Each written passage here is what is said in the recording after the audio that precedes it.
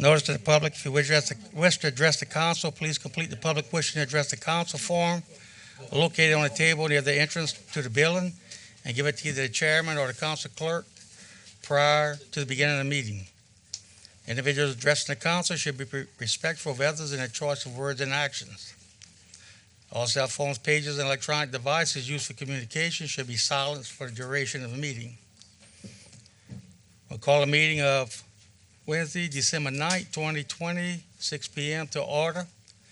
We'll have an invocation by yours truly and a pledge of allegiance by Councilwoman Jessica Domingue. Please rise.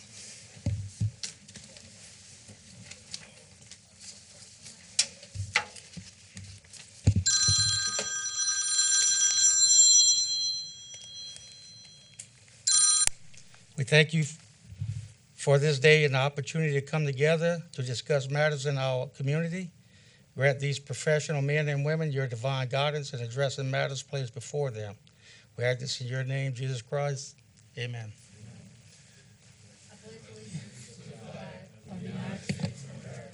And to the republic for which it stands, one nation, under God, indivisible, with liberty and justice for all.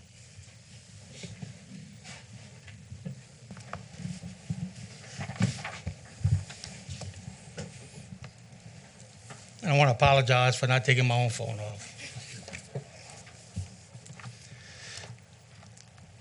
Can I have a roll call, Ms. LeCompte? Ms. Domingue? Here. Mr. Darren Guidry? Here. Mr. Babin? Here. Mr. Dirk Guidry? Here. Mr. Charles Clare? Here. Mr. Navy? Here. Mr. Harding? Here. Mr. Michaud? Here. Mr. Amity? Here. Mr. Chairman, you have a quorum present. Thank you, ma'am. We're going to approve the minutes of the regular council session held on November 4th, 2020. Moved by Mr. Davey, second Mr. Amity. All in favor? Aye. Any opposition? Motion carries. Distribute the minutes of the regular council session held on November 18th, 2020. We've done that. Approve accounts payable list for 11/23/2020, 11/30/2020, and 12/7/2020. Move Mr. Navy, second Mr. Amity. All in favor? Any opposition? Motion carries. Approve the manual checklist listing October 2020. Move Mr. Amity, second Mr. Navy. All in favor? Any opposition? Motion carries. General business. Item A is a commendation acknowledging the discovery of Terrebonne Parish African American sheriffs in the history of Terrebonne. Mr. Navy. Yeah, recently there was a presentation and acknowledgement of African American sheriffs that actually played a vital role in the history of Terrebonne Parish. Ms. Marjorie Scobie with the African American Museum and Sheriff Tim Saunier collaborated together to present and have actually their sheriff placed on the wall. And I'm glad both of them are here tonight. I want to read this commendation and to show our support from a parish perspective on history, on African American history. City of Houma, Louisiana Parish of Terrebonne commendation. We have Terrebonne Parish African American sheriffs played vital roles as critical times in the development of our parish during Reconstruction, and whereas nearly discovered photos of Mr. Amos Sims, Mr. Washington General Lyons, Mr. Jordan Stewart, Mr. Thomas A. Cage, and Mr. John Budd will ensure that their places in history are properly recognized and rightfully displayed. And whereas the rich legacy of African American sheriff also included Mr. Frederick Marie, Mr. Williams Keys, and Mr. Alfred Kennedy, whose photos have yet to be discovered, and whereas her finding contribution to the placement of African American sheriff back into the rightful place on the walls of Terrebonne Parish Sheriff Office, and will be on display for generations to come. And with African American Finding Our Roots Museum founder and curator, Ms. Marjorie Scobie, has diligently researched the history of our parish African American sheriffs and continue her quest to record the history of African Americans in Terrebonne Parish. Now, therefore, be resolved by the Terrebonne Parish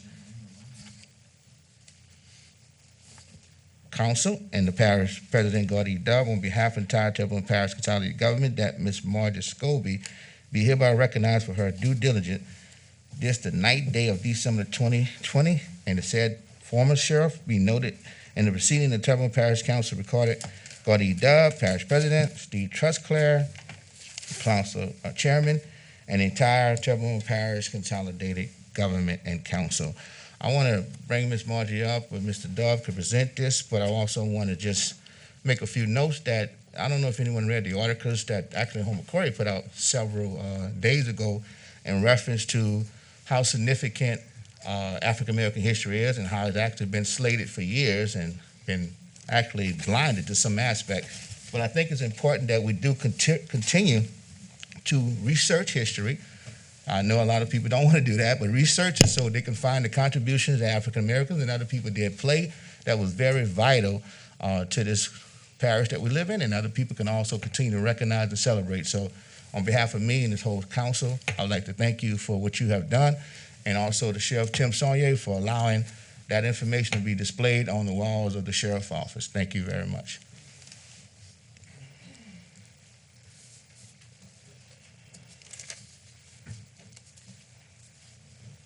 I've been doing some study. If you get a chance, if you haven't already, look up President Woodrow Wilson. He wrote a series of textbooks that took all the black prominent inventors out of the textbooks. Okay. You find that interesting. Okay.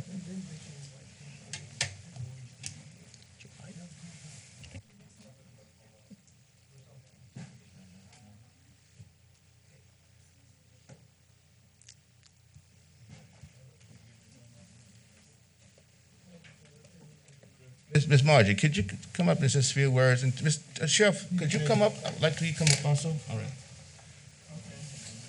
Margie, please state your name and address, please. Margie Scobie, 918 Rousseau, I'm sorry, 109 Bisland Street. I'm at Rousseau Street so much. I'm 109 Bisland Street, Homer.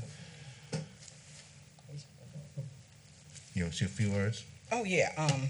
Thank you guys so very much for acknowledging me. I try to do my best, the best I can with all that we have here in Terrebonne Parish in regards to the African Americans. And the one thing that I love about these two sheriffs, two in particular, was Frederick Marie. I was just so intrigued that he was able to purchase a plantation right after slavery. And Thomas Cage, this guy made it through the Underground Railroad, believe it or not, from Terrebonne Parish, and also becoming a sheriff. He served also as state representative, and he died in New Orleans in 1894. But they were all great, wonderful people. And I want to thank the sheriff, too, for embracing the idea of even getting these sheriffs and putting them in. Thank you so much. Okay. And Sheriff, the reason why I wanted to call you up because I love the fact that you and Ms. Margie collaborated and allowed this to happen, that it wasn't about anything else but the doing the right thing and acknowledging the past. No matter who made history, the past is the past. But I love the fact that you did that, and Ms. Margie going to continue to find things that we need to know in Terrebonne Parish. But I wanted to give you kudos to thank you for allowing those sheriffs to be placed on those walls, too. Thank you very much. Look, sitting in the seat of sheriff, every man who's ever sat in that seat, there's a lot of responsibility. And every single man that sat in that seat shaped and formed Terrebonne Parish to what we are today. We're a very unique parish. We're very resilient. And everything from our past histories brought us to this day. And every single person that sat in that seat deserved to be recognized in their contribution. And my 100%, nobody's left behind on that. It needs to be 100% recognized. But I was very honored she brought me in on it. But she knew I wanted to put every single sheriff that ever existed in that seat. I wanted to put it up in there and showcase that. And we're still working on a small history book that's going to put every single sheriff that ever sat in Terrebonne Parish in there so people can actually have something to read about every sheriff that ever sat in that seat. Thank you, Sheriff. But thank y'all very much. Appreciate that. God Thank bless you. you. Thank you, Ms. Scobie and Sheriff Saunier. Thank you.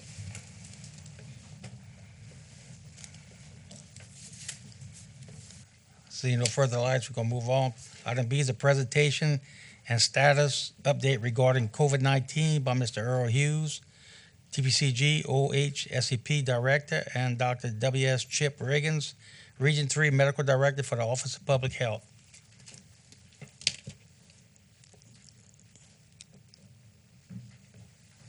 Mr. Hughes, you have the mic.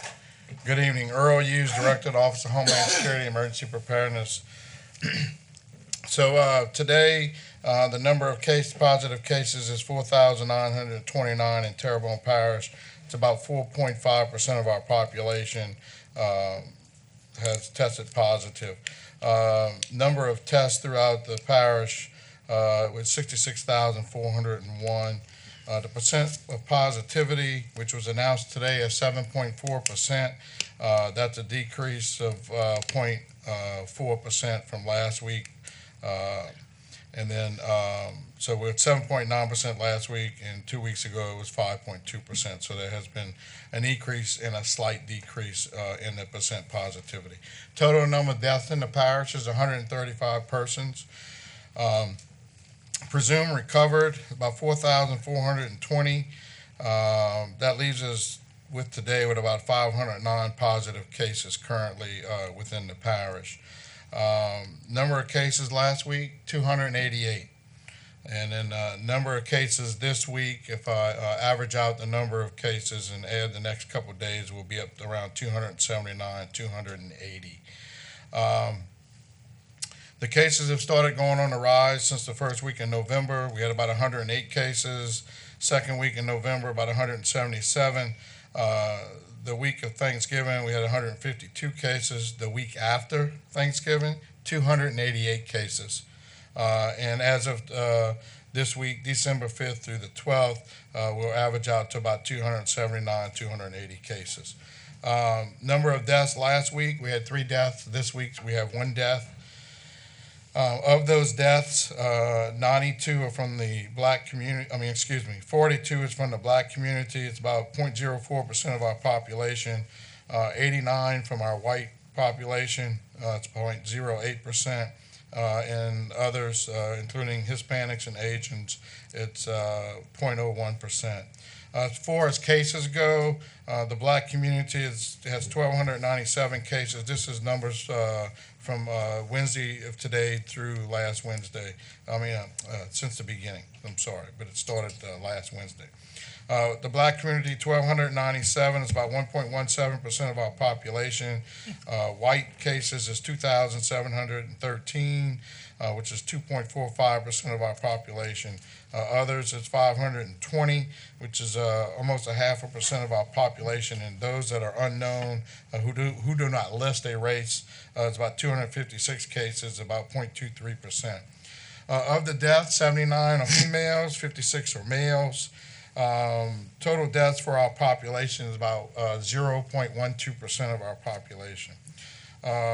Less than 18, we had 1 death. 18 to 29, 0 deaths. 30 to 39, 1 death. 40 to 49, 2 deaths. 50 to 59, 7. 60 to 69 is 27. The 2 largest categories is the 70 to 79 age group was 40. 80 to 89 is also 40. 90 to 99 is 17. The youngest is 1 day old, was a newborn, and the oldest is 99. The nursing home presents 66 out of 135 deaths. The deaths in the nursing homes have gone down considerably, but it does account for 48.8% of all the deaths in Terrebonne Parish. Today was the single largest number of cases to date in the state of Louisiana, with 4,339 cases.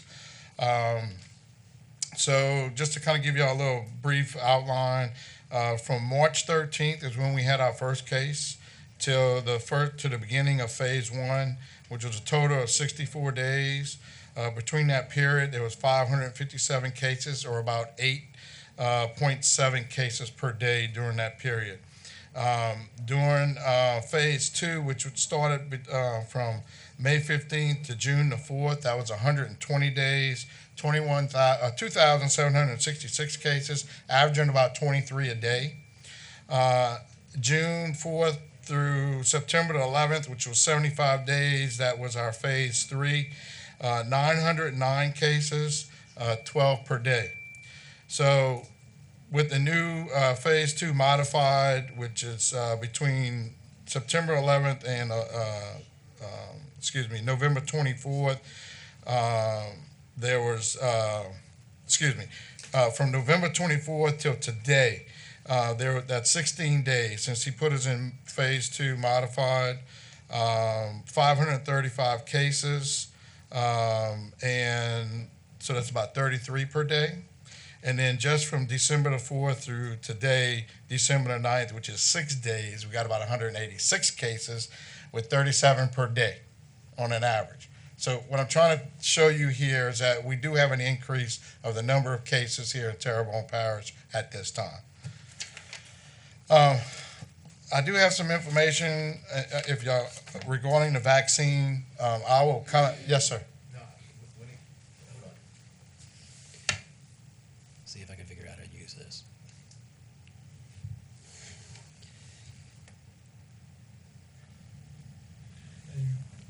Making sure that there's no information repeated. I would like for Dr. Riggins to touch on the aspect on the vaccine Okay, from the that's fine. conversation that they talked about on that regional directors meeting with public health. No, I'm just saying, if you want to go, I don't know if you Well, have. no, I'll let Dr. Riggins go Okay. there, and if he doesn't catch any of the stuff that I'll have, I'll come back and Okay. repeat those things. Mr. Michel has a question.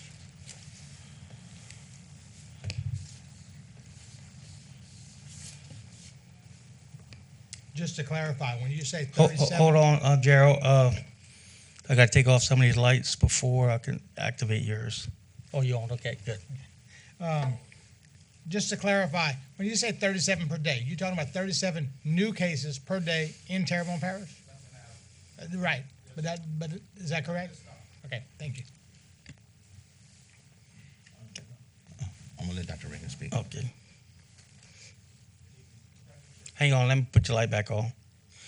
If we have too many microphones turned on, it don't work, so I got to turn them off again. Okay, thanks. Name and address, please. Yeah, Dr. Chip Riggins, Regional Director for the Office of Public Health here in Region 3. Appreciate the opportunity to come and answer any questions. Earl gave a very thorough review of your local data. I can answer any questions about that. I think he summarized the situation adequately. Today was the highest single recorded day for confirmed cases for the state of Louisiana, so we're trending definitely in a dangerous and concerning direction. I'll foot stomp the fact that those are confirmed cases.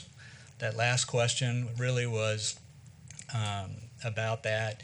Just want to foot stomp that. I think we all know of folks that have been ill who were never tested. Those are not in that number. Those are only test-confirmed positives that are in that number. That's not our total disease burden by any means. That's the confirmed number of cases that have confirmatory labs. Happy to answer any questions about the data, and then I'll talk Mr. about the Navy. vaccine. Yeah, I have several questions, but first thing I want to do is thank you for coming, because the reason why I thought it was important to invite you here, because I think the public needs to hear what's being said by the White House task force that you all are working with locally too, from Louisiana, from the state, so there's no deception coming from elected officials. The public health experts like the doctors and people yourself need to be giving that information to the public. Don't trust what John Navy say. I don't have a degree and I'm not a doctor, okay? Don't let me advise the public what you should do to protect yourself just because I'm an elected official. So I wanted to bring that out first. First thing that you talked about, on that call that you had a couple of days ago, they talked about the ICU beds capacity. And right now, I think Terrebonne Parish was running that, we have about 25% availability now?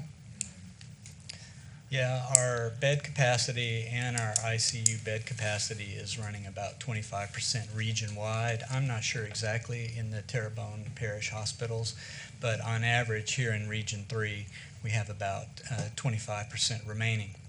That should not be reassuring, because we know that in this region, we have the lowest number of beds and ICU beds per capita to serve our community. We're dependent on New Orleans, Baton Rouge, and Lafayette hospitals for that extra bed capacity. So when I'm watching the data, I also watch New Orleans hospitals, Baton Rouge hospitals, and Lafayette hospitals, because our hospitals do work closely with them. Their ability to serve our community is largely dependent on their ability to refer critically ill patients to those tertiary care centers in the city. Okay, and my other question, and some of the real poignant concerns that people have, and rightfully so. There's this myth about when the vaccine is going to come out, how much is going to come out, and distribution aspect of it. Okay, my understanding from the White House Task Force and collaborating with you all with the state and down to the regional level, could you please explain those timelines to the public about the vaccine and the realization of it? Because some people putting out that we're going to have this million vaccination of Louisiana in the next 3 or 4 weeks, and that's not accurate. So I would like for you to please advise the public so they could continue these safety precautions and measures about this horrible virus. Yeah, thank you, Councilman Navy. There's a lot that we don't know yet about how quickly this timeline is going to progress. Right now, we're focused on phase 1, which is really our social contract with healthcare providers to make sure that they have access to this vaccine so they can continue to safely serve our community and the victims of COVID-19. So we're going to take care of them in this first phase. Similarly, nursing homes and their staff are in this early group to be vaccinated. We expect that to happen here in the next week or so. Closely following on those two groups, we're going to start with the EMS community, including members of volunteer fire departments who respond like EMS to calls that may be for COVID-like illness. So right now, to be quite honest, we're really focused on coordinating with the feds, with the manufacturers, with the shippers, and with the distributors to make sure that that first phase goes well, is efficient and effective as it can be. And this vaccine that we'll be dealing with in phase 1 is the ultra-low temperature vaccine that you've been hearing about. It's a little more logistically complicated because it has to go into freezers that are capable of -60 to -80 degrees centigrade. So very difficult to manage in most facilities, but the plans are in place to do that. I think that's going to take most of the month of December. We'll be looking at January before we're able to roll out to other essential personnel. We've been working with Mr. Yu's office and having meetings with them to go ahead and plan, even though it'll probably be after the first of the year, for that expanded group.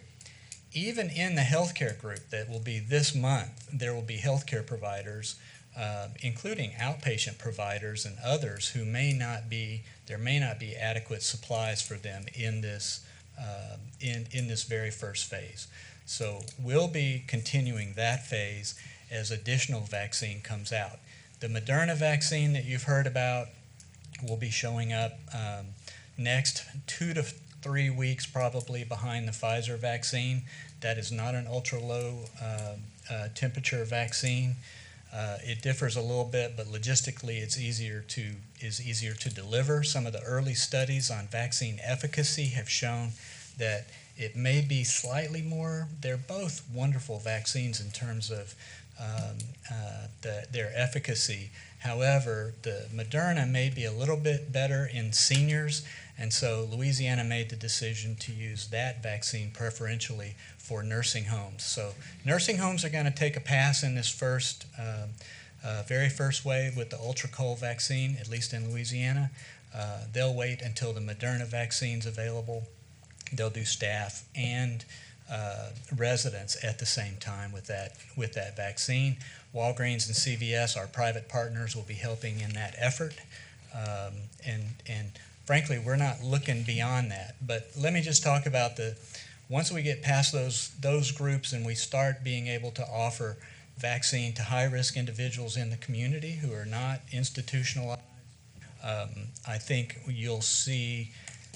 Essentially, it's a 2-dose vaccine, so if we start in January, February, which is the absolute earliest that I see that happening, and for the general public, what I'm hearing is second quarter, meaning after March, probably April for the general public, but that between now and then, additional high-risk groups, completion of the healthcare community, essential workers, folks that are high risk,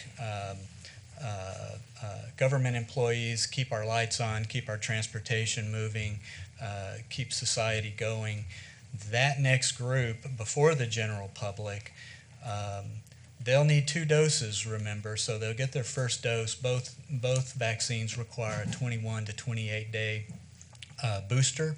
So, and then following that, there's at least 2 weeks before we even see significant antibodies rising as a result of the vaccination. So you're really looking at about 2.5 months before the first degrees of protection are received once you receive the vaccine.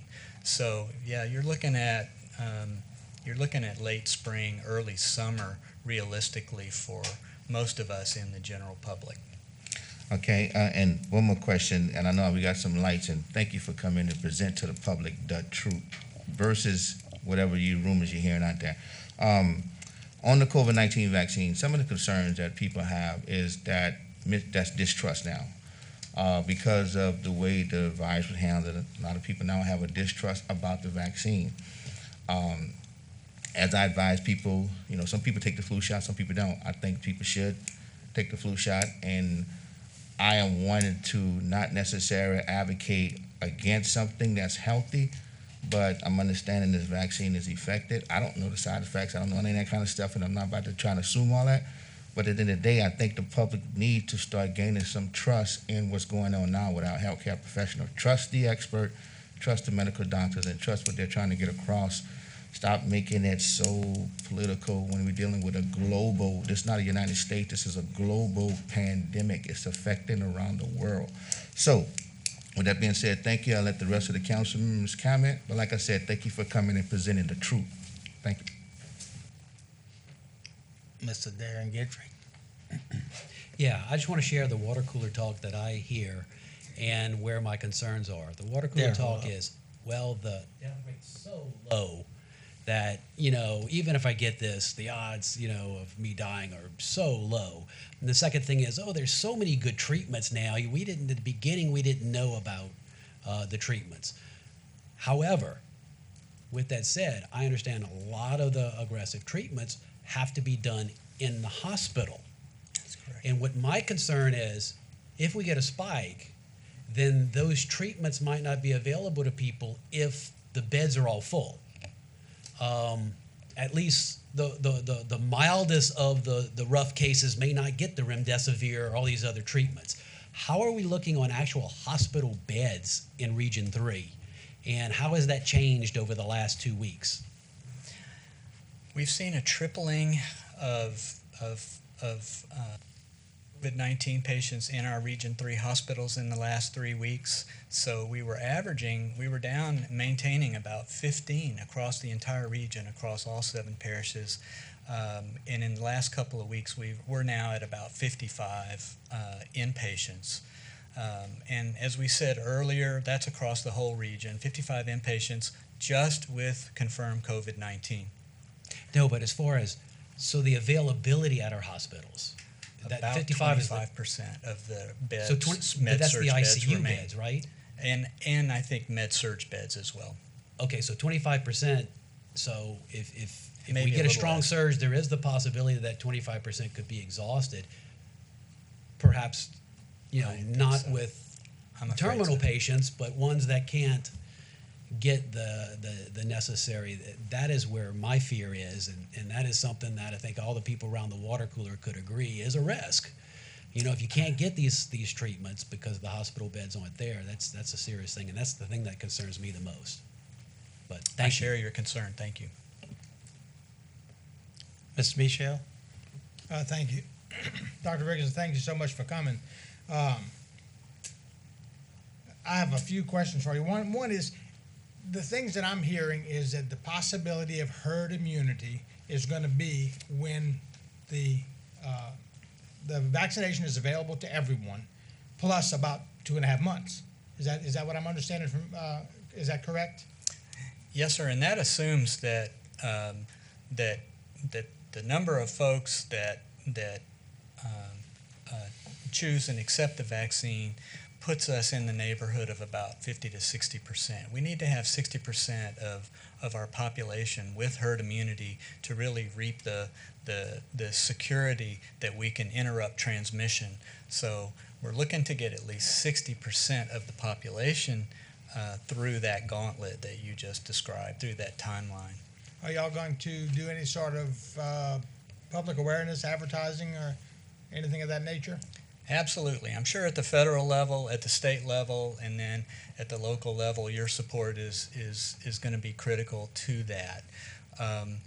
It's already been mentioned a couple of times already. There's the efficacy, which is really, really promising, but truly unknown about these vaccines. The initial response, the antibody response, and the protective effect that was observed in the vaccine studies is very preliminary, and we're not sure how long that protection is going to last, just like we don't know how long protection lasts following natural disease. We don't know the answer to either of those questions yet.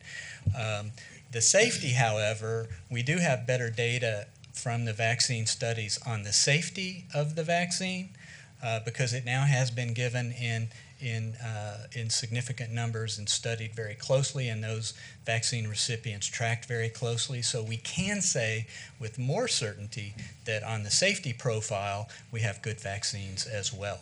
So the efficacy and the duration especially to be determined, but they look good out of the chute. The safety, I think we really need to work on that message, make sure that folks know that while the industry was cut loose to do a lot of processes in parallel that are normally done in series to speed up the process, that the safety was not compromised. And as someone, retired military, who did a lot of vaccinating in my day of troops and military members, I can tell you I've given a lot of whoppers. I've given vaccines that were very uncomfortable, very unpleasant. Usually we would give people their PT test the following day after those vaccines just to see if they were up to it. What I'm hearing about this vaccine and both of these vaccines, and if you've had the shingles vaccine, that this is somewhere between the side effect profile that we see with the annual flu vaccine, which thankfully we had about a 20% uptick in folks taking the flu vaccine this year. So I think that was a good news story in and of itself. The side effect profile is probably less than that with some vaccines like the shingles vaccine and others that we give just to travelers or to others. So I think, that while it may be uncomfortable, you may have a down day, these are side effects that we anticipate. They are, as has being said, they are signs that your immune system is working and the vaccine is taking effect, but they're self-limited. They don't require treatment, and folks are usually past them in a day or two. Okay, and who should take the vaccine? What age group, ultimately? Well, ultimately, it'll be like the flu vaccine. It'll be recommended for the whole population. I really hope that immediately we have good uptake, both among our healthcare providers and among our nursing home residents, because as Earl's report stated, our highest death rates have been obviously in the institutionalized elderly, and that's a problem. But also among the elderly and folks with those chronic diseases that predispose them, the hypertension, the cardiovascular disease, the obesity, and the chronic lung disease. I hope those folks will really turn out for this early. The rest of us can wait if supplies are limited for those folks. Children haven't been tested yet. They're starting to be enrolled in the vaccine trials, so they're going to be much later. I say much later, months probably, not weeks, but months later before the vaccine is approved in their age group. Thank you. COVID aside, the winter months are the most significant months for hospitalizations. That's when the hospitalizations are highest. Right now, we have 25% available beds. On a given busy winter, what's our percent available beds without COVID in the past few 2 or 3 years? I'm honestly not sure. On a seasonal basis, I can say that this year, the influenza-like illness, one reason for many of those wintertime hospitalizations is flu and flu-like illness. And knock on wood, everyone, please, right now, this has not been a bad flu season. We have yet to really see influenza virus in Louisiana. We have just a couple of confirmed cases in our state public health lab. So the combination of our social distancing, the masking, the measures that we're taking are obviously having a beneficial effect on other respiratory viruses, including the flu. So hopefully that helps our hospitals, and I really think it has already helped them, because many years we're already into flu season, and this year we haven't seen it as of yet. Well, and you brought up the social distancing and the masking, which of course is always brought up and should be. So I have another question for you. As our regional medical director and as a physician, what is your professional opinion as to communities holding parades and large crowd gatherings before this vaccine is available widespread? Well, I know communities are struggling with safe alternatives for how to do that. A parade in South Louisiana has sort of a different connotation, and the ability to maintain social distancing and to remain masks in that environment is largely lost. So I have not seen any examples or plans yet that I can share with you for folks that have broken that code yet on how they believe they can safely bring the public to events like that. I have heard of some communities modifying parades to sort of obviate the throws and to incentivize masks. What I can tell you, in phase 2, or in the second wave over the summertime, studies were done in the 18 to 29 year age group, and they asked them, why did you take this risk? Why did you choose to party or to be here at this venue? And the vast majority of them said, I thought if it wasn't safe, it wouldn't be held. I thought if it wasn't safe, it wouldn't be open. So I just share that with you. That was survey data from why are you here? Why are you taking this risk? And the result was, well, if it was dangerous, we wouldn't be doing it. So to your knowledge, do you know of anyone that's planning on holding parades besides Terrebonne Parish? Not for Mardi Gras. No, Okay. sir. All right, thank you. Thank you. Ms. Domingue? Yes, sir.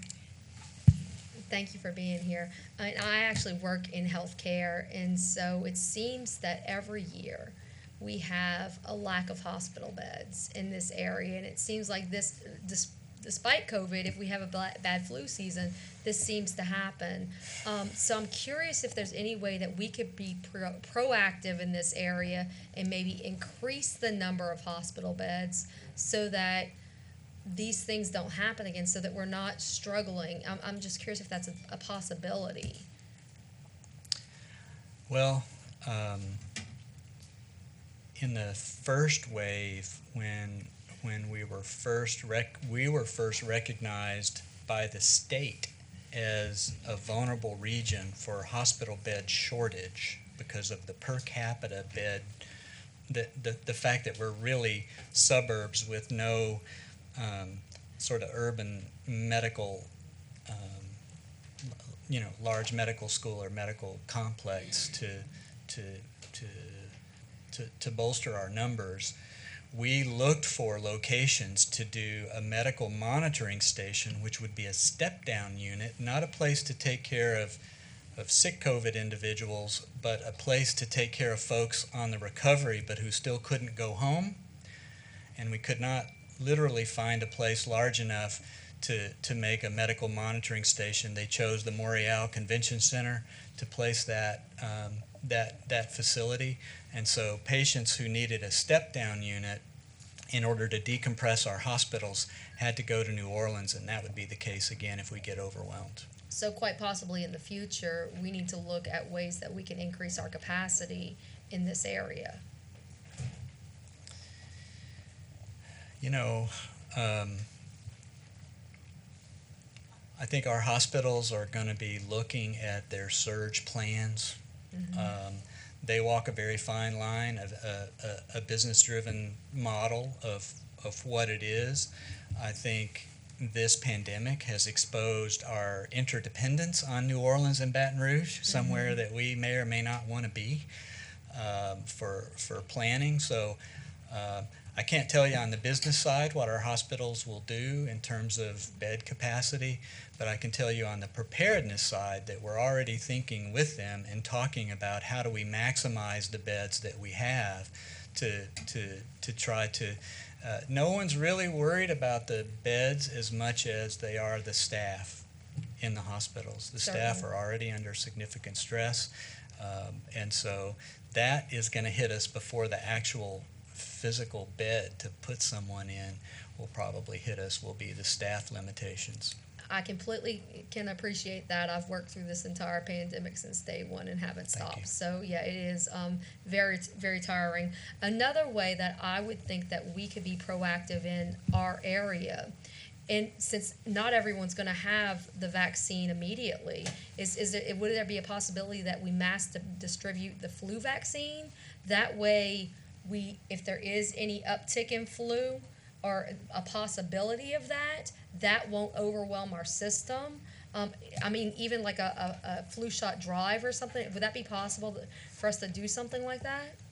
There's still time, and there's still plenty of flu vaccine.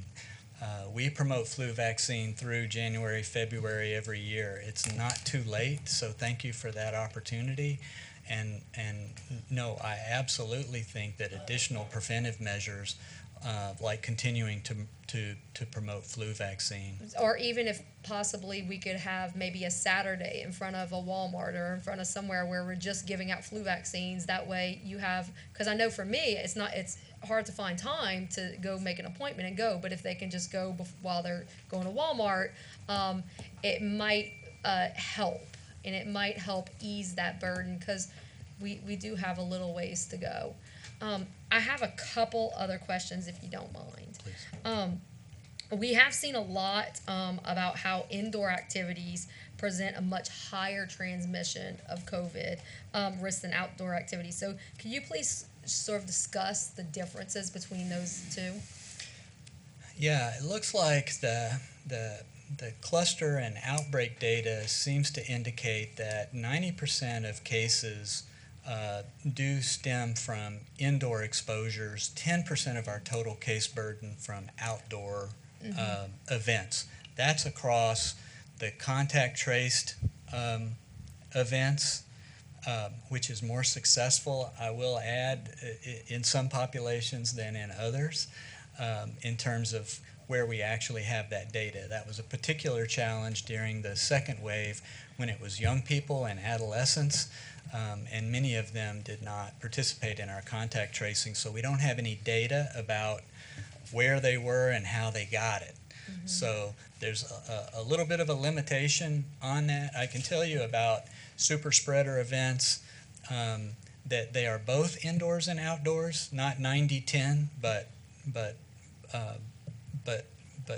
both. That is, and some people consider outdoors to be under lanais or in garages with the door open because they've kind of improved the ventilation. They have a sense of confidence about that, as though it's become an outdoor event now. In those super spreader events, the thing to remember is very seldom, if ever, and in the literature I think you'll find this, we don't find someone who went to an indoor or an outdoor event who was symptomatic and forced themselves to go to that event despite a rip-roaring respiratory infection, a high temperature, or severe symptoms. Super spreader events are universally driven by asymptomatic individuals. Now, the benefit, the clear benefit to ventilation has been shown that some poorly ventilated cars, obviously a high-risk exposure because of the closed cabin and the sharing of air there, and then expanding outwards until an outdoor event is safely. I think Dr. Fauci this week talked about limiting event size, whether it's indoors or outdoors, to about to no more than 10 folks. Again, trying to look at that cluster and that epidemiologic data about where are these cases coming from, what was the event and the source environment. Super spreaders are not. I don't really think of super spreaders as people. I'm thinking of super spreaders as events. It's a super spreader event because they're usually caused by someone who is asymptomatic. One more question, and this is regarding the vaccine. I know several people who have had COVID and still have antibodies. Is it recommended for people who still have antibodies to get the vaccine? Yes, it is. Okay. Including healthcare workers, encouraging them. And no recommendation to check antibodies in conjunction with vaccinating would not be cost effective or a good use of that, and we don't know how to interpret those antibody tests. So while antibody tests do reflect previous exposure to COVID-19, fairly reliable, we don't know what that antibody level means in terms of your present or future immunity. So they're rolled into the population. We're encouraging folks with antibodies or previous symptoms of COVID-19 to avail themselves of the vaccine when their group is up. Now, would this be like the flu shot where it's if you are already symptomatic with flu and you get the flu shot, then you get sicker? If you're symptomatic and get the COVID vaccine, would that make you sicker? Is that accurate? Well, it wouldn't make sense to give it if you're already symptomatic because it takes several weeks for the very first antibodies to really show up. So probably not the best time. It'll be like the flu vaccine. If you're febrile today, we'll defer until you're over whatever you have. So I'm sure it'll be like other vaccines that we won't be giving it as part of the treatment regimen for someone who is symptomatic. Okay. All right. Thank you. I appreciate y'all's support.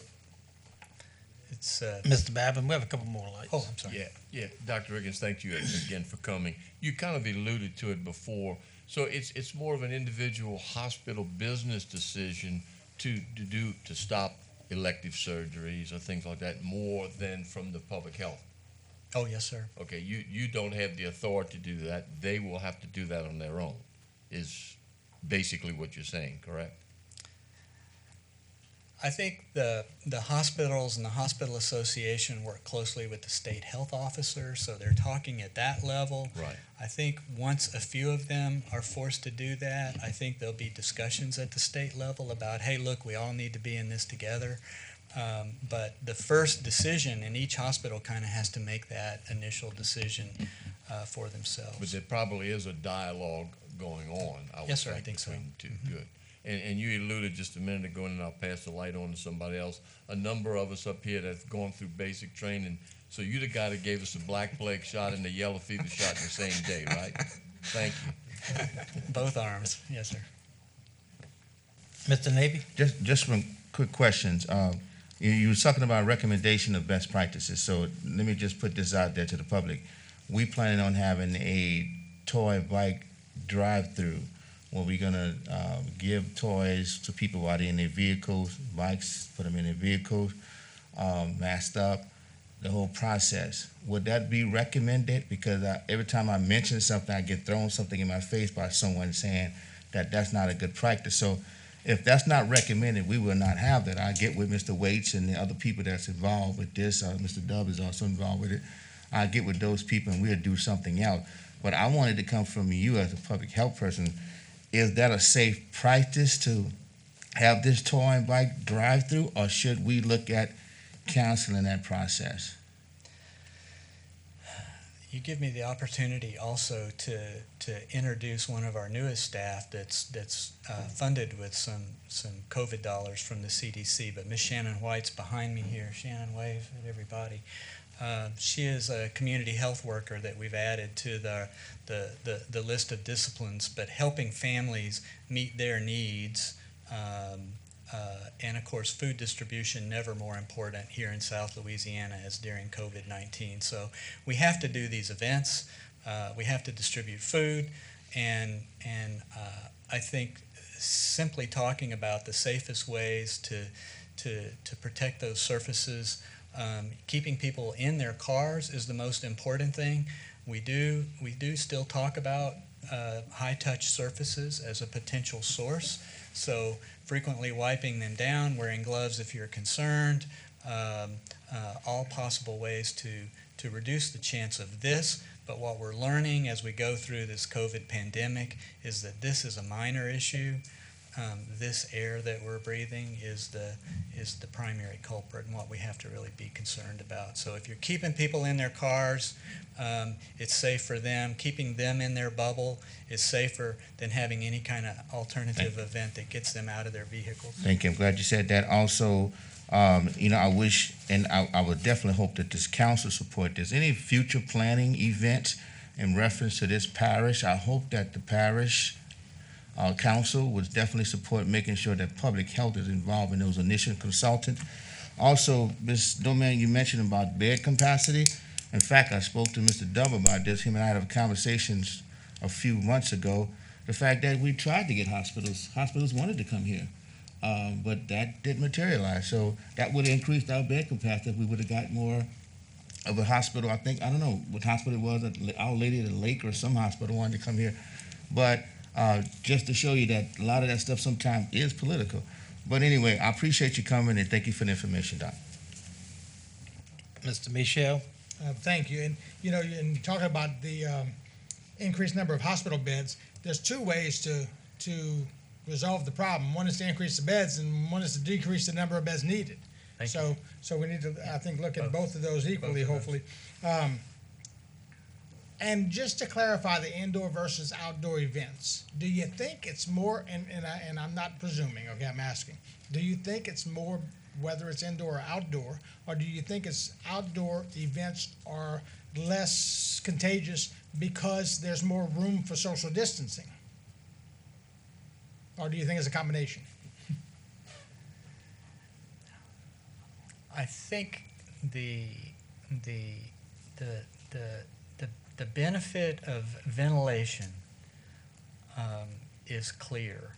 The opportunity for social distancing is clearly greater in the out of doors, but just in comparison, your previous meeting room over in the Civic Center and your current meeting room, even with your protective measures, this size room will never be as safe as that size room was for an event like this, because the air is, I'm not a laminar flow engineer, but the air is circulating in here, and so indoors you just have a different dynamic, and some of our businesses are unlucky enough to have the combination of an indoor air dynamic coupled with an activity that has people taking their masks off.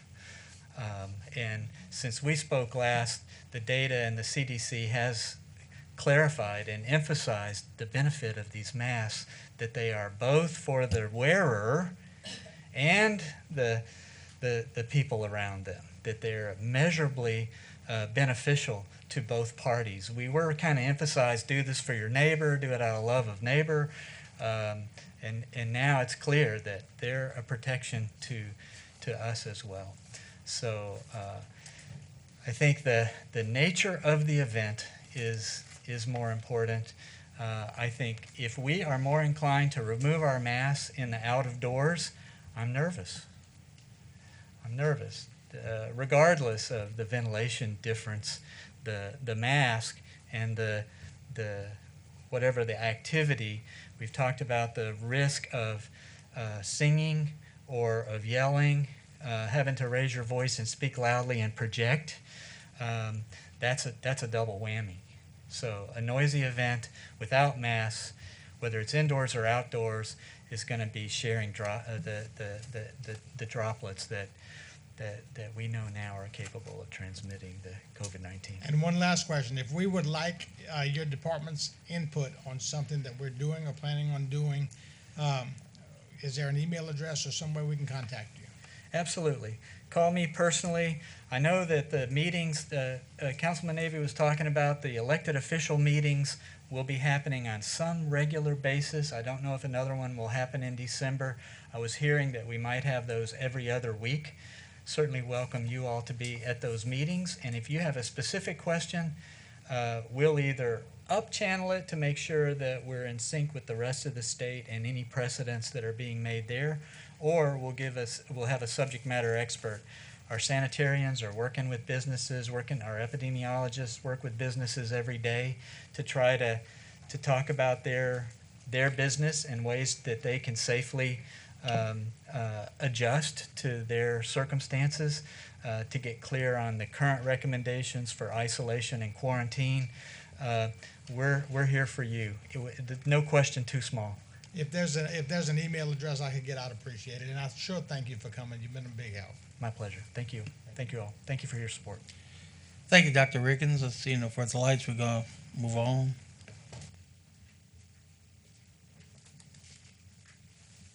Motion to go into public hearing? Motion to go to public hearing, Mr. Derek Guidry. Second, Mr. John Davy. All in favor? Aye. Any opposition? Motion carries. 6:30 public hearings. Item A is an orders to bifurcate the vegetation and mosquito operations of the Terrebonne Parish Consolidated Government by moving the responsibilities of vegetation control to the Department of Solid Waste, Solid, Hazardous, and Recycling Waste, and the responsibilities of mosquito control to the Division of Drainage, Roads, and Bridges under the Public Works Department. To amend Section 2-82 to accomplish this goal, to amend Section 14-26 to define the term vegetation, to amend Section 13-42 to redefine the term enforcement officer for the purposes consistent with the amendments herein and to provide for related matters. Public once, public twice, public three times. Motion to close, Mr. Denny Babbitt, second, Mr. John Davy. All in favor? Aye. Any opposition? Motion carried. Motion to adopt, Mr. Babbitt.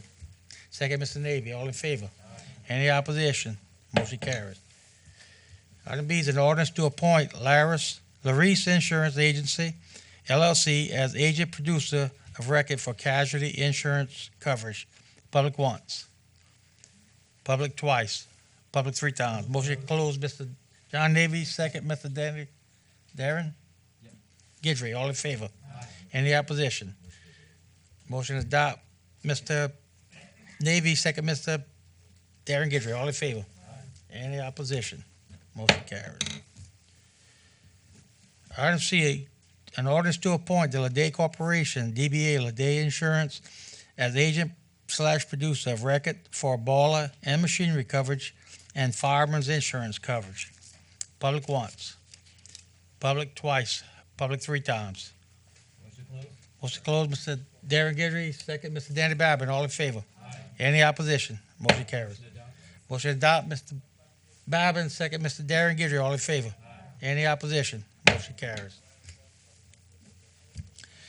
An ordinance in accordance with Section 2-11 of the Terrebonne Parish Code of Ordinances to waive parking meter fees for Coast Guard personnel, to grant authority to Terrebonne Parish President Gordy Dove to issue parking permits to Coast Guard personnel near the Allen L in the building as more fully described herein, to amend section 18-289 to provide for parking fee exemption for United States Coast Guard Marine Safety Unit personnel in certain parking spaces along Lafayette and Greenwich Streets, to enact section 2-453 of the Terrebonne Parish Code to allow parking at the Robert J. Bobby Bergeron parking garage for certain entities in furtherance of public safety.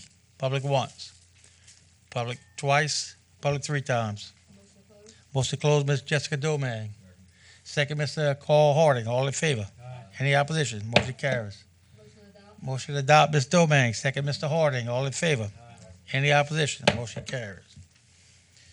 Item E is an ordinance to amend the 2020 adopted operating budget and 5-year capital outlay budget of the Terrebonne Parish Consolidated Government for the following items and to provide for related matters. CARES Act, $32,889. CSBG CARES Act, $565,688. Local Government Assistance Program, 0. Louisiana Highway Safety Commission Grant, HPD, negative $61,532. Home Fire Department, $1,500. Civic Center, $9,000. Customer Service, $2,283. Office of Emergency Preparedness, $2,000. Elliott Jones Pump Station, $10 million. Health Unit Construction Fund, $4 million. Jail Plumbing Project, $175,000. Public once, public twice, public three times. Who made the motion? Mr. Danny Babin made the motion. Second, Mr. Darren Guidry. All in favor? Any opposition? Motion carries. Motion to adopt, Mr. Babin. Second, Mr. Darren Guidry. All in favor? Any opposition? Motion carries. Item F is an ordinance to amend the 2020 adopted operating budget of the Terrebonne Parish Consolidated Government for the following items and to provide for related matters. 5% budget adjustment for a criminal court fund, $114,617. 5% budget adjustment for road lighting district number 4, $12,731. 5% budget adjustment for road lighting district number 7, $15,845. 5% budget adjustment for road lighting district number 9, $15,117. 5% budget adjustment for road lighting district number 10, $3,718. 5% budget adjustment for public safety fund, $862,131. 5% budget adjustment for non-district recreation, $13,200. Public once, public twice, public three times. Motion to close, Mr. John Navy. Second, Mr. John Amity. All in favor? Any opposition? Motion carried. Motion to adopt, Mr. Navy. Second, Mr. Amity. All in favor? Any opposition? Motion carries.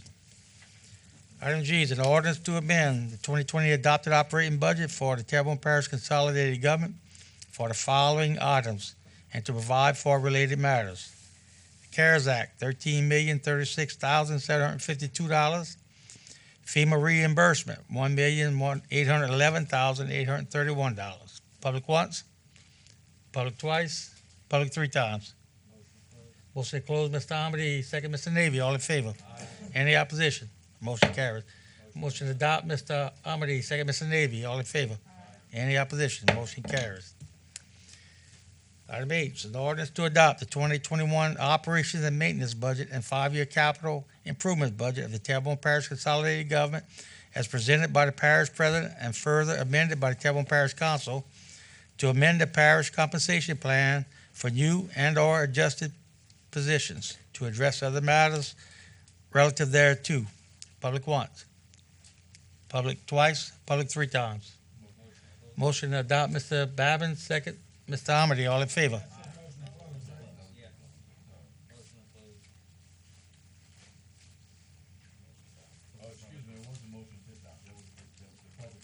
Right. All in favor? Any opposition? Motion carried. Mr. Michel.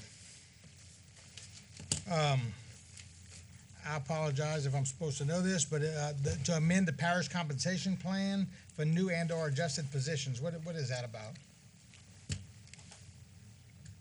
So in each department that we discussed over the public hearings, if we increased or decreased any positions, that would include that. Okay, thank you. And for reasons previously stated at other meetings, I will not be voting for this. Thank you.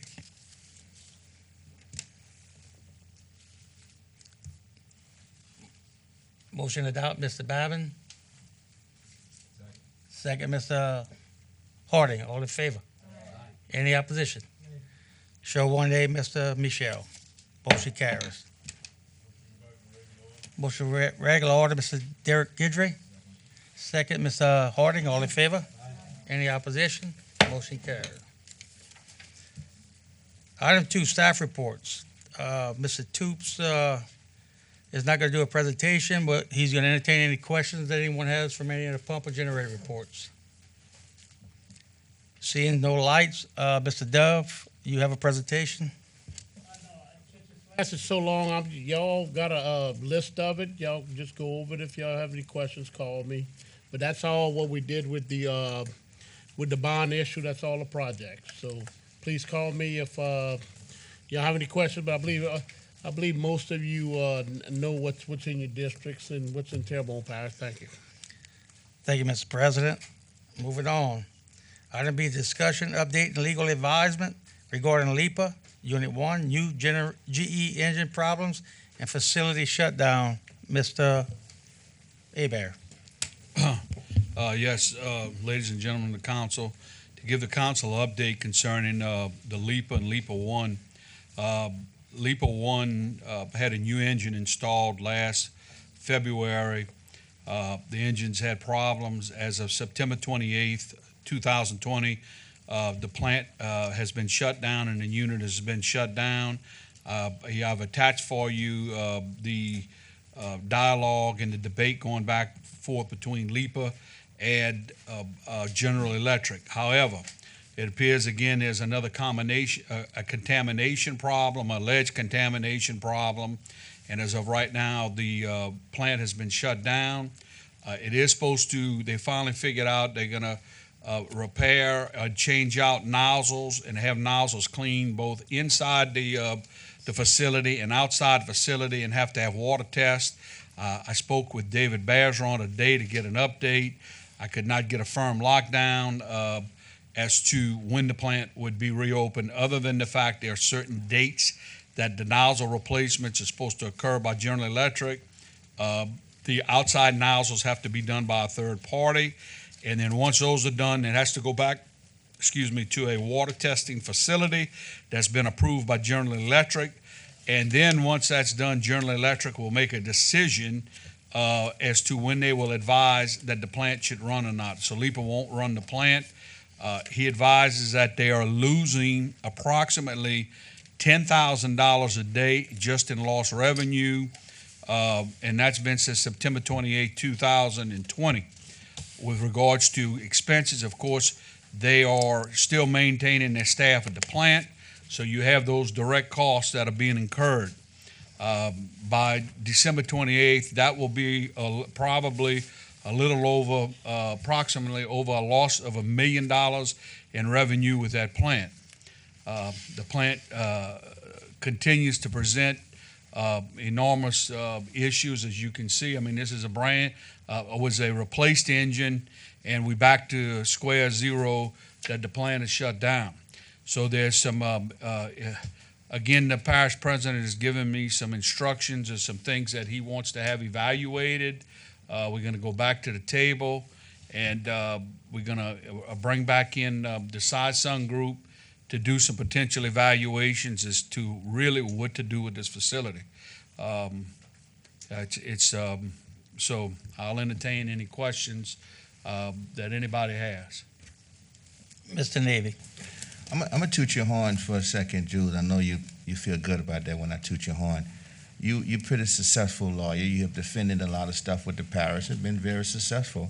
Why we keep playing with this and fooling with this? Why don't we just take our chances in court? Well, I mean, that's up to LIPA as to whether or not to bring a claim against General Electric, I mean, they, the first engine, they decided not to bring any claim and any lawsuit on the first engine. And because of the warranty time had gone out, there was a settlement made, as you know, on the insurance, on the mechanical breakdown policy, that we pushed very hard for, and there was a settlement. Now there's this problem with this second engine, and the problem comes in is that they're pointing the fingers at each other. General Electric, from what I read, is blaming LIPA for operational issues, and LIPA is blaming General Electric. And so I kind of got my own, after being involved with it so much, I kind of got my own opinions, but I'll defer that. It's not per se necessarily I mean, this is legal, but it's, I don't, what I'm saying is there's nothing to go to court on other than there's the issues. LIPA blames them and says, hey, you're not doing this, this, and this. That's a highly technical piece of equipment. I mean, that's I wasn't saying, I was mostly talking about just stop paying. Well, if you, that comes with, I mean, I can't, those bonds were sold by LIPA and are guaranteed by the communities. And I don't, I can't tell LIPA that I'm not going to tell them to stop paying the bonds. I would not tell them, and but something obviously needs to be some serious come to some serious decisions with that plant. I mean it's obviously you cannot continue to lose that kind of money and have those kind of issues. And Gardy's got some ideas, and I will come back and advise you. He wants me to consult with our bond people, and he's got some ideas where he wants to go with it. And of course, that's going to require some discussions with these other smaller communities. Terrebonne Parish is the big brother. Okay, I mean we have the most. We're suffering when that thing's losing. Terrebonne Parish is taking a hit. Okay, I mean I'm gonna round it up. We had 41% of it. The rest of them are small communities. So I mean it's a drain, and I mean obviously the plant. You cannot continue to operate that plant at the losses it's occurring and pay down those bond notes. I mean, before you know it, that plant is going to cost no telling how many hundreds of millions of dollars if it doesn't make any revenue. So, I mean, somebody's got to eat that. I would take my chances in court, but Steve revealed some stuff. I'm not going to comment, but Steve shared some stuff with me that was mind-blowing about LIPA a couple of weeks ago. But, I mean, I'm just saying, I mean, we're gonna fork out this money anyway. Okay, so why not just take our chances in court with this shit? I mean, well, there's some other considerations and issues with that would, I mean, just to stop paying LIPA would, I don't recommend that, at least at this time. I mean, let's go, Guard is on top of it, as y'all know, as he has been, and we're gonna try. He's got an idea, and he's instructed me what to do on it, and I plan on fulfilling that after the first of the year. Mr. Darren Gidger. Yeah.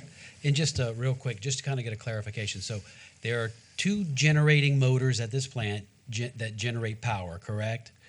It's a combined combustible engine that's primarily one motor, but it's a combined CC combustion engine. Okay, and one of them there were issues with. It failed. It was out of the warranty area. That engine's gone. That engine did the main engine. That engine was replaced. It was pulled out, but it failed. And so failed. It was replaced. It was replaced. Now the other engine is failed. That is correct. They paid $5, and I'm gonna round it up, but about $5.6 million. Okay. It wasn't a brand new engine, as I understood. It came off of a platform. Okay. And GE is saying something like there's contaminants inside. Is this water cooled where it sucks water in? Yes, it's water. It's got water and air, and GE is stating that there is contamination that's in the water. And if you notice, the nozzles was sent off, and you can see the pictures that were taken. So, and what LIPA's saying is, well, y'all were there, y'all installed it, and we did everything you told us what to do. So they both are pointing the fingers at each other. And of And course, I think what John is trying to say is, if this is not making money and can't make money, in business, we file for bankruptcy. Is there no possibility that they can't go bankrupt and then just divide out whatever and just pay off the note and not have to have the losses of the ongoing operations of it? well, I think one of the things that we're considering, and of course it's going to require some legwork, but as if some kind of way you could possibly sell that facility and you're not going to get a lot of money for it, and you just cut your losses short and just quit paying on it. I mean, if you got rid of the facility, then you get rid of all of the fixed costs, such as salaries and everything that it takes to run that operation. I believe they have 30, 35 employees at that plant. So, I mean, you got insurance, you got salaries, you got experts. I mean, you got a lot of people involved, and you see the budget. So, Right. So I understand the problem a little more, and I know that you guys are going to be working on some solutions to bring back to us. Trying. Thank you, Jules. You're welcome. Mr. Babin? Yeah, and that's what I was going to say. I'm convinced that you and Mr. Dove have ideas to move forward with this, okay? And it's things that should not be at this point mentioned up here, because some of them are probably legal issues that have to be done, okay? But It's but actually again, more business. But. well, but again, the idea of just stopping paying against a bond, that would in fact hurt our bond rating in Terrebonne Parish if we ever tried to do something like that. Am I correct? The bonds are issued by LIPA. They're not issued by Terrebonne Parish. Remember, we own 41% of LIPA in this. No, we are a member in LIPA. We own Excuse nothing. Well, that is one of the big issues, Okay. Mr. Babin, in this operation, is that for some reason when they did this, they opted not to own and only to buy a contract. What Terrebonne Parish owns is they own the rights, contractual rights, to have so many megawatts credited to it. That's all you have. Okay, LIPA owns everything, and that's something that. In any event, it's not we don't have any ownership in the unit itself. It's owned by the Louisiana Energy and Power Authority. Now, we are a member of that authority, but LIPA actually owns that unit. But at some point in time, it's not a matter whether you're not going to pay. You're going to have to make a decision whether or not to fish or cut bait with that plant, and just minimize the amount of debt that you have, because if it's not able to pay for itself and it is costing you money, then if you minimize it and you shut it down or can get rid of it, you're not really losing, because you'd have been losing if you keep it open. You're losing right now. In other words, right now, I estimate you've lost there's no way GE is supposed to have those nozzles by December 21st. And that's likely not going to happen. And when I try to press them, come on, I got to tell the parish tonight, when do y'all plan to restart? It won't tell you, because they know that those deadlines are never met. So you're going to lose, just in revenue, in excess of $1 million by December 28th. And that's not including the direct cost, because they have to keep their personnel at the plant because of the sophistication of it. You just can't go get rid of your personnel. So they continue to pay personnel that's sitting there while this plant is not operating.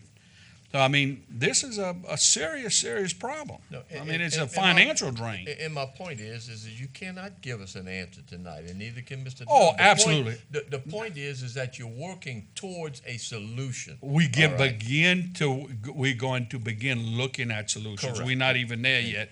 But I'm not telling you to default on that we should not quit paying tonight. No, I'm not in a position to make that decision. It wouldn't be my decision anyway. No. And I think that would that's going to require some thought, and I think we need to get our Gordy's got a plan. He's on top of it, and he's instructed me what he thinks needs to be evaluated next, and we will take that next step after the first of the year.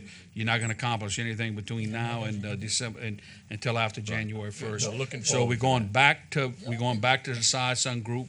with some ideas, and we're gonna see if it can be, if we can't come up with some reasonable solution, and then we gotta go meet with the other 5 communities. Right. Okay, but they all in the same boat we all in. Right. Okay. Thank you. Mr. Dove? Right quick, and it's just point of information more. I think Jules just slated on. There's 6 members with this sleeper unit 1, and we're only 1 vote out of 6. We're not 40% vote out of 6. It was 17 votes we had to contend with. So you have to get 4 of these members to come in there and say, let's shut it down, and that way it'll save us at least the operational loss. You'll always pay the bond debt. Yeah, until you sell it. And even when you sell it, you're not going to recoup your money, so you'll end up with a bond debt. But instead of losing $4 million a year, it'd be better to lose. Not better to lose, but I mean, if you shut it down, you'd probably save $1.2 million a year. So that's a choice you have. But we're working on it, and it's just a bad thing. It's like I showed y'all the other night. We put $22 million. Meaning the Terrebonne Parish government, since I took office, put $22 million in it, and there's no end in sight, and we don't control it. We're one of 6 people that control it, and they've got to finally have enough and just go ahead and pull a trigger and say, look, let's just shut it down and sell a plant, surplus it out, and take your loss like you would in business. Thank you. Thank you, Mr. Dove. Mr. Abe, are you done? Yes, sir. Okay, thank you. Unless No, there's no further lights. Okay, moving on, public wish to address the council. I have 1 speaker card. Mr. Bernard Anderson wants to speak on hiring recreation jobs.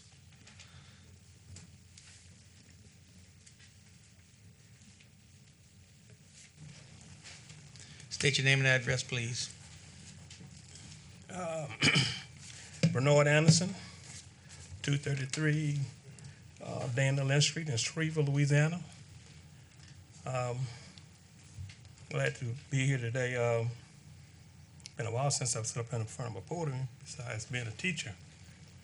I just have some concerns and stuff that I want to address so far as about your hiring process. I'm not too familiar with, but I like some answers. If I can't really get to the answers, I just want to make you aware of some things that have to deal with. But if I have to deal with it, and I'm a retired school teacher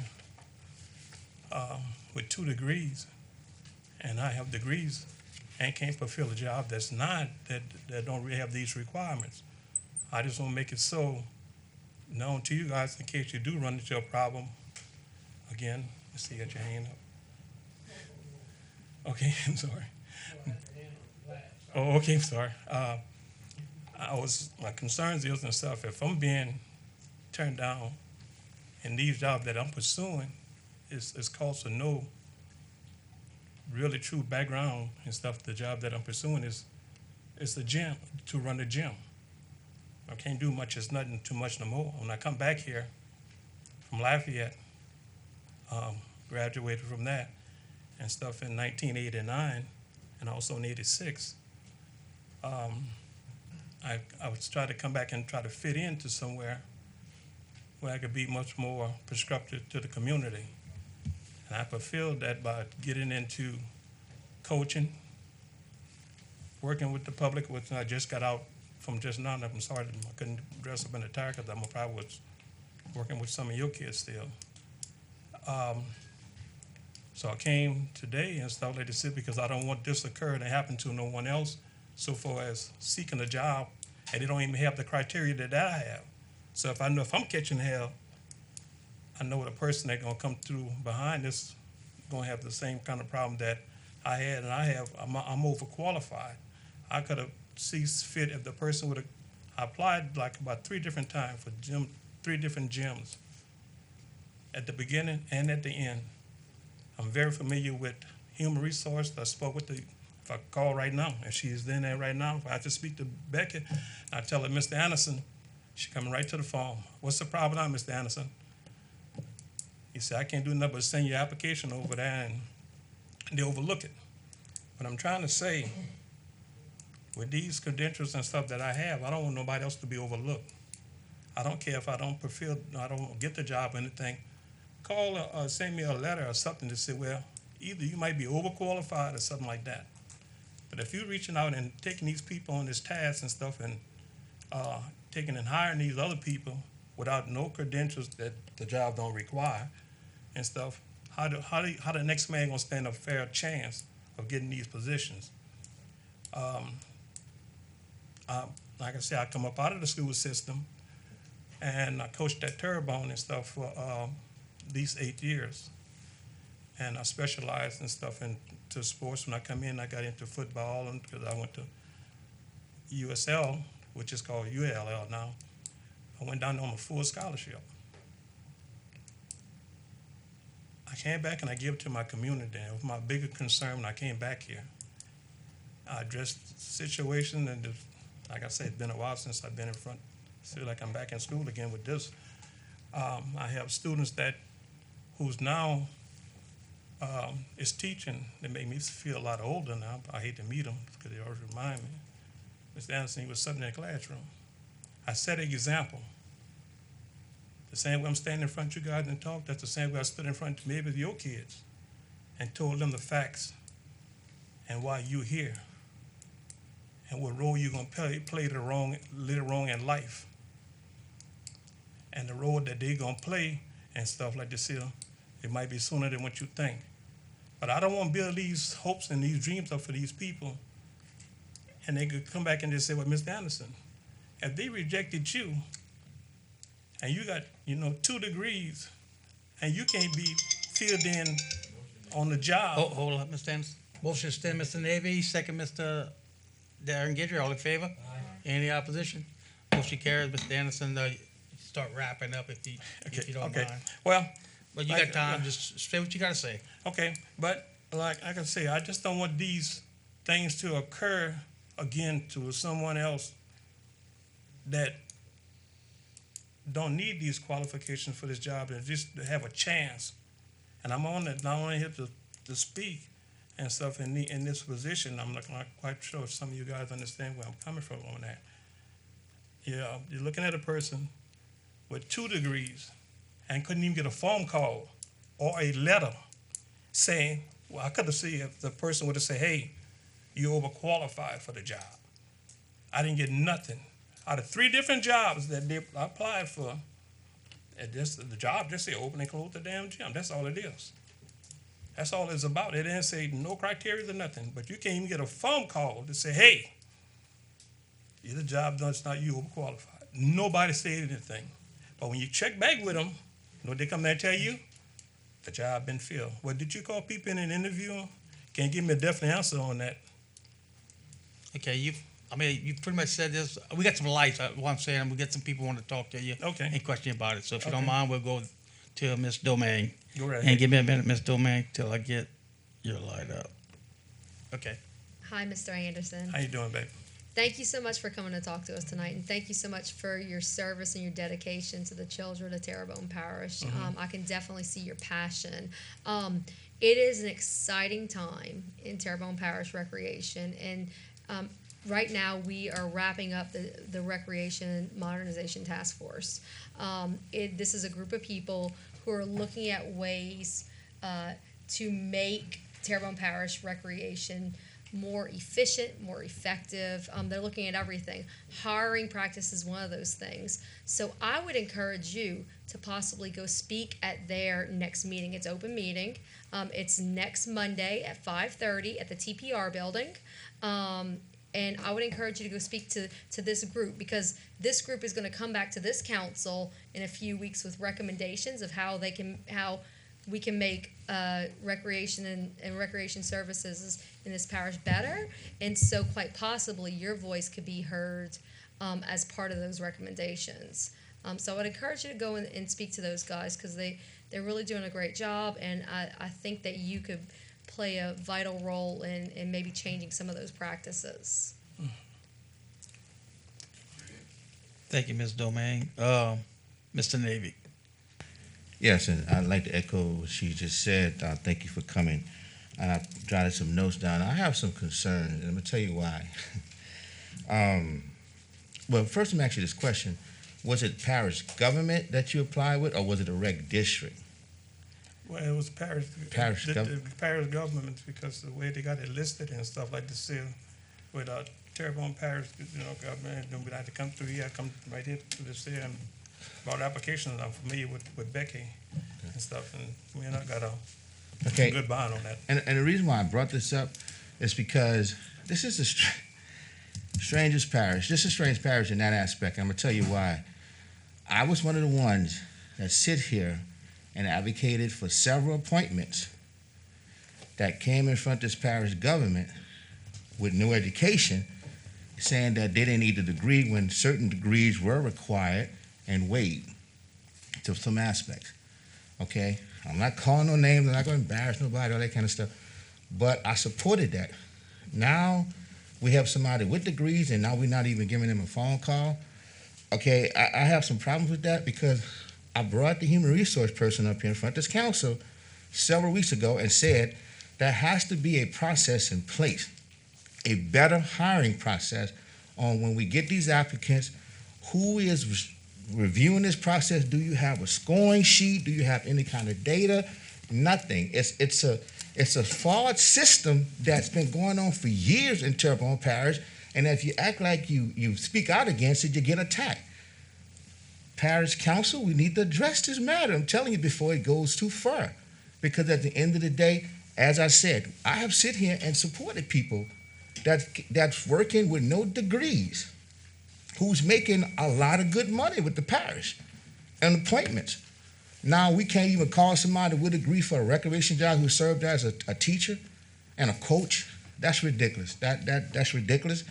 Now, if I have to ask again, and I don't care who I make angry with the administration, if I got to ask human resource to come here and the council, I hope I can get a support on the process that they need to implement. Because right now it seems like you just fill the application and I'm gonna send you who I want to send you. Who's reviewing this process? They don't do this in other parishes. We have to stop all that good old boy bush. That angers me because at the end of the day, it makes me feel, I went to school, so I have 2 degrees, I'm about to get another one.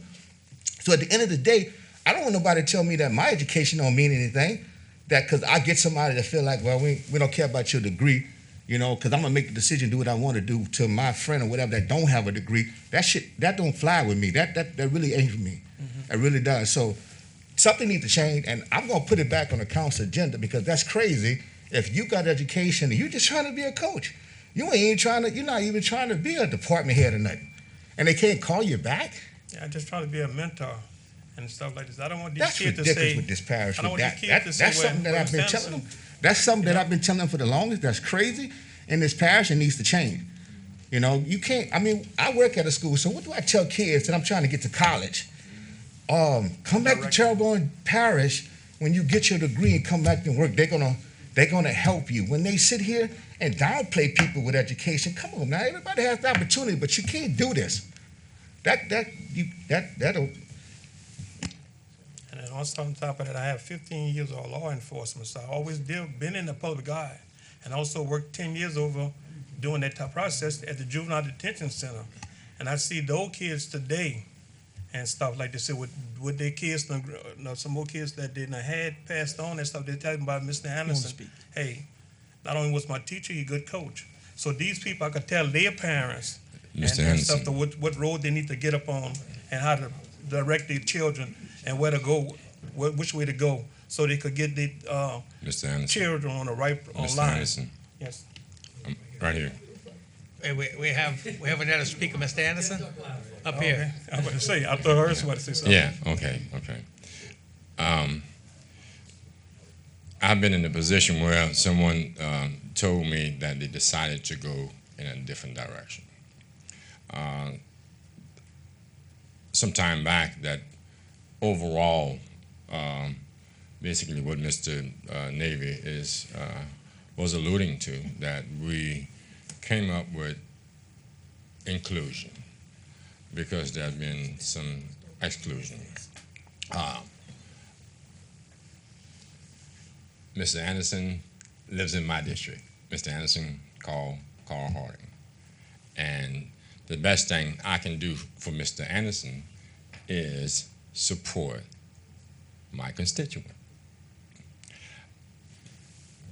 When people come from offshore, and apply for jobs within consolidated government. Anderson, that's the name. Harding is the name. Navy is the name. Almody is the name. Guidry is the name. Domain is the name. Toops is the name.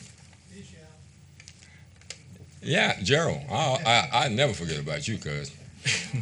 But the thing about that, I understand you're looking for a job. You want to help kids. And what we have to distinguish, the difference is the fact that there are recreation districts and you would have to go through Terrebonne Parish consolidated government, as we spoke before. And then you just wanted to hear a word from the people. You said 3, but then I recall you saying about 5 times you've actually applied for different jobs, and you never got not one call back, no letter, no nothing. And I think there have been other people that has actually come to me, and it puts a bad taste in their mouth when they're hoping for a job and they're expecting a job, and each time the job comes up and this is the only place they may want to work, or they have an opportunity to work, and we're not actually getting back with them, and you're constantly filling out application after application after application, and you get no word back, and then you find, I'm gonna put it straight up. I'm straight up like that. Usually, when the percentages are very, very different, with 60%, 20%, and we're looking at probably other percentages of people that actually work for consolidated government. Not only that they have a disproportionate number of people that actually work for Terrebonne Parish consolidated government, the money is different. So we're going back to the exclusion task force that we actually set up within consolidated government. Mr. Toops, he's here. Mr. Odegaard, he was here earlier. We had already addressed the issue in reference to hiring and firing and other avenues. But then I'm glad you're here to reintroduce a problem that we have with consolidated government. It's a simple email that we can send to individuals that are actually applying for jobs here and let them know the reason. Something as simple as we have decided to go in a different direction. Could have been that. Like I said, and he'd have been satisfied. The 3 and jobs he's been I trying to applied get for. that answer from the Recreation Department for a number of months. Now, where I live at, they have a gym right not even 2 minutes from my house, but that person been out for a whole year. Now, say, for instance, tomorrow if that person say that they got to hire somebody for that gym over there right 2 minutes from my house, never hit the board yet, and then I find out about it, and I apply the next day, not late. So I apply early enough. I call Becky up every time. Becky send it. Okay, just hit the board, Mr. Anderson. You got it in good. Yeah, and like I said before, Mr. Anderson, is the fact that because that person is sick, they cannot replace that person. That's what Mr. They cannot replace told that me. person. But I referred you to the council because that's an issue that you were very adamant about. And this is the opportunity that was presented to you in the public portion of the meeting. And I think from Mr. Domain and Mr. Navy's position that we're in, and we're gonna rectify the problem. So I just don't want it to happen to anyone else who won't have the stitches that I have and what I went through and stuff like this. It doesn't matter. Just let me know something. I'll always get into something else. I'm gonna say one more thing. And to everybody that's out there, I sit here as a fair person. And whether you got 20 degrees and you have no job and you want to put food on your table, there's no such thing as being overqualified. You're a person applying for a job. And there shouldn't be no ifs, ands, and buts about overqualified. Trust me, there were 3 people that within Terrebonne Parish consolidated government. I applied for a job in consolidated government 5 years ago. They told me I was a pencil pusher. Thank you. Thank you, Mr. Harding. And Mr. Anderson, I think you got your point across. Okay. Thank you. All right. Thank you. I appreciate you guys' time. Thank you. Moving on to committee reports. Accept the minutes of the Terrebonne Parish Sales and Use Tax Advisory Board meeting dated December 1st, 2020, and consider ratification of the actions relative to Recommendation for the adoption of a resolution accepting the Louisiana Compliance Questionnaire for the 2020 year-end audit. Recommendation to accept the 2020 project year-end budget. And recommendation to accept the 2021 proposed budget. Move Mr. Jeremy Shell, second Mr. Harding. All in favor? Any opposition? Motion carried. Policy Procedure and Legal Committee, Mr. Amity. Thank you, Mr. Chairman. I make a motion that the council accept and ratify the minutes of the Policy, Procedure, and Legal Committee meeting held on December 7th, 2020, which caused no public hearings. Motion by Mr. Amity, second Mr. Darren Gidry. All in favor? Any opposition? Motion carries. Thank you, Mr. Amity. Public Services Committee, Mr. Danny Babin. Yes, I make a motion that the council accept and ratify the minutes of the Public Service Committee meeting held on December 7th, 2020, and have no public hearings. Motion by Mr. Babin, second by Mr. Harding. All in favor? Any opposition? Motion carries. Thank you, Mr. Babin. Community Development and Planning Committee, Ms. Jessica Domang. I make a motion that the council accept and ratify the minutes of the Community Development and Planning Committee meeting held on December 7th, 2020, which calls for no public hearings. Motion, Ms. Domang, second Mr. Darren Gidry. All in favor? Aye. Any opposition? Motion carries. Thank you, Ms. Domang. Budget Finance Committee, Mr. Navy. Make a motion that the council accept and ratify the minutes of the Budget and Finance Committee meeting held on December 7th, 2020, which calls for no public hearing. Motion, Mr. Navy. Second, Mr. Darren Gidry. All in favor? Any opposition? Motion carries. Thank you, Mr. Navy. Appointments to various boards, committees, and commissions. Downtown Development Corporation Board, 3 expired terms, representing the Historical Society, the Parish President, and the Arts and Humanities. Motion to hold, Mr. Michelle. Second, Mr. Darren Gidry. All in favor? Any opposition? Motion carries. Home of Terrebonne Regional Planning Commission, 1 expired term, 11/30/20. Council appointment, 1 unexpired term due to a resignation. Parish President Representative, Mr. Jan Rogers, submits the application and resume for consideration as council rep. Motion, Mr. Dirk Gidry, to appoint Mr. Rogers and hold the others over. Second by Mr. Danny Babbitt. All in favor? Any opposition? Motion carries. Terrebonne Arc, 1 vacancy due to resignation, representing the Ministerial Alliance. Ms. Teresa King submits the application, resume, and a letter of recommendation for consideration. Open, close the appoint, Mr. Harding. Oh, I'm sorry, Mr. Michelle. That's okay. I just wanted to just confirm that the letter from the Ministerial Alliance is here, because I know this was on a previous agenda. I'm sorry? Okay, so it is here. Thank you very much. Thank you. Can we have a motion, Mr. Harding? Second, Mr. Jeremy Shaw. All in favor? Any opposition? Motion carries. Child and Youth Services Planning Board, 7 expiring terms, faith-based organization, Office of Juvenile Justice, Department of Health and Hospitals, Office of Behavioral Health, District Attorney's Office, Options for Independence, Gulf Coast Teaching and Family Services, and Homer Police Department. Motion to hold, Mr. Amity. Second, Mr. Michelle. All in favor? Any opposition? Motion carries. Coastal Fire Protection District, 1 expired term due to resignation. Motion to hold, Mr. Amity. Second, Mr. Michelle. All in favor? Any opposition? Motion carries. 9/11 Communications District, 2 expiring terms, representing the Homer Fire Department and Terrebonne Parish Sheriff's Office. Homer Fire Department recommends and submits a letter requesting the reappointment of Chief Keith Ward. Terrebonne Parish Sheriff's Office recommends and submits a letter requesting reappointment of Captain Peter Gidry. Motion to open, close, and appoint Mr. Ward and Mr. Gidry. Open, close, and appoint Mr. Ward and Mr. Gidry by Darren Gidry. Second, Mr. Danny Babbitt. All in favor? Any opposition? Motion carries. Item 6 is vacancies to various boards, committees, and commissions. Rec District number 3A, 1 vacancy due to the expired term.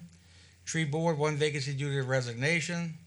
Homer Terrebonne Regional Planning Commission, 1 vacancy due to resignation. South Central Louisiana Human Services Authority, 1 vacancy representing the medical field, MD, RN, or coroner's office. Home Public Trust Finance Trust, 2 expiring terms. Terrebonne Parish Tree Board, 1 vacancy due to resignation. Home Area Convention and Visitors Bureau, 1 unexpired term representing a nonprofit organization. Rec District number 7, 1 expiring term. Bayou Blue Fire Protection District, 2 expiring terms. Bayou Cane Fire, 1 expiring term. Coastal Fire Protection District, 2 expiring terms. Fire Protection District number 4, 2 expiring terms. Fire Protection District number 5, 2 expiring terms. Number 6, 3 expiring terms. Number 7, 3 expiring terms. District number 8, 2 expiring terms. District number 9, 2 expiring terms. And District number 10, 2 expiring terms. Shreveport Fire Protection District, 3 expiring terms. And the Village East Fire Protection District, 2 expiring terms. Council members for request, discussion of Council Davey, discussion possible action regarding blighted property and slumlord ordinance. Mr. Navy. I'm going to ask that Suzette put this back on the next council meeting. I'm getting some information from Miss Alonda Williams about a situation. Apparently, she found out we had this on here, and she's called me about some information that she wants to share with us too. And she probably try to make it to the next meeting. She has some pictures she wants to show too. So I'm gonna hold off on this. Let's put it for the next council meeting if you don't mind. Thank you. Thank you, Mr. Navy. Item B, the Councilman Gerald Michelle. Discussion and possible action regarding the logistics and safety of holding Mardi Gras parades in 2021, given the concerns associated with the pandemic. Additional discussion as to whether or not reversing the parade benefits the people of Terrebonne Parish. Mr. Michelle.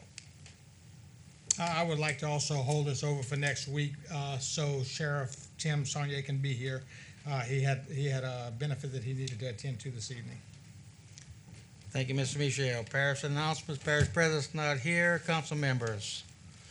Seeing no lights, I just want to remind everyone to keep our law enforcement, first responders, firefighters, and law enforcement in your thoughts and prayer, military, veterans and active military, in your thoughts and prayers daily. Monthly engineer reports.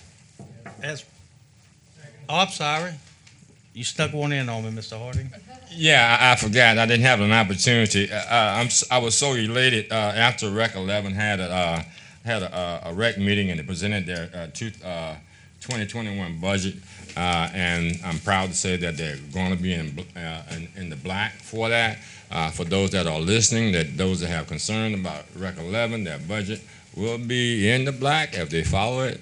So kudos to Rec 11. Thank you, Mr. Harding. Seeing no further lights, monthly engineer reports. As per Mr. Babin, second Mr. Jeremy Michelle, all in favor? Any opposition? Motion carries. Motion adjourned. Mr. Navy, second Mr. Michelle, all in favor? Any opposition? Motion carries. We adjourn. Good evening, ladies and gentlemen.